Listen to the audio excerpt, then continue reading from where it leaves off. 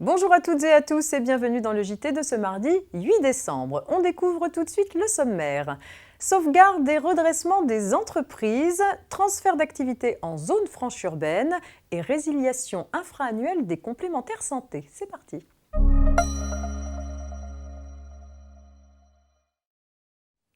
Sauvegarde et redressement, on fait le point en ouverture de ce JT.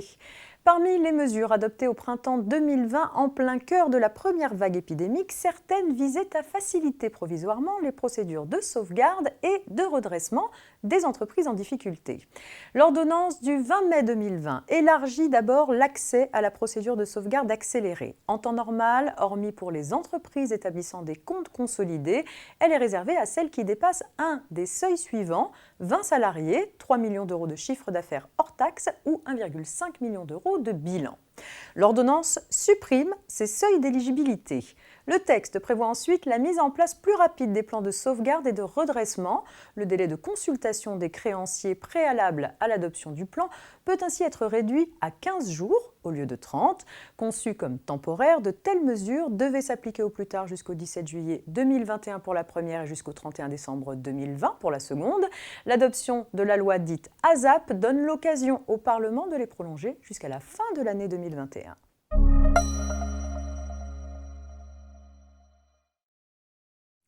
Un petit rappel à présent concernant le transfert d'activité en zone franche urbaine. Les entreprises nouvelles ou transférées dans une zone franche urbaine dite ZFU peuvent sous certaines conditions bénéficier d'une exonération totale d'impôt sur les bénéfices pendant 5 ans puis partielle durant 3 ans. En cas de transfert d'une ZFU à une autre, l'exonération est accordée pour la durée du dispositif restant à courir. En revanche, si l'activité transférée était exercée en dehors d'une ZFU, l'exonération totale s'applique à compter du transfert en ZFU et pour l'ensemble de la durée de 5 ans. C'est ce que vient de rappeler le Conseil d'État. En effet, en cas de transfert d'activité, l'exonération d'impôt n'est pas subordonnée à ce que l'activité ait bénéficié jusque-là du dispositif d'exonération en ZFU, ni que le dirigeant de l'entreprise transférée soit distinct de celui de l'entreprise auparavant implantée hors d'une ZFU.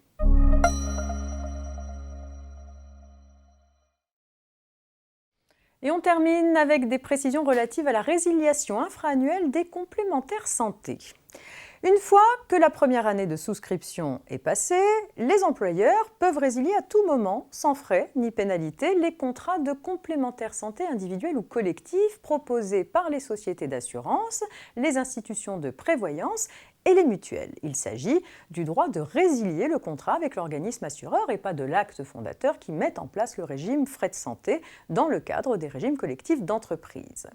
Un décret précise certaines modalités de ce droit de résiliation infra-annuel sans frais des contrats de complémentaires santé, entré en vigueur le 1er décembre dernier. Il concerne la résiliation des contrats au 1er décembre 2020, dès lors que le contrat a été souscrit depuis au moins 1 an. Il liste les contrats concernés, la procédure à respecter en cas de changement d'assureur, le nouvel assureur devant s'assurer de la continuité de la couverture de l'assuré durant l'opération de résiliation. À noter que le nouveau contrat ne peut pas prendre effet avant que la résiliation de l'ancien ait pris effet afin d'éviter une double couverture. C'est tout pour aujourd'hui. Vous pouvez réécouter ce JT en podcast sur rfplay.fr. Très bonne journée, rendez-vous demain pour la suite de l'actualité juridique.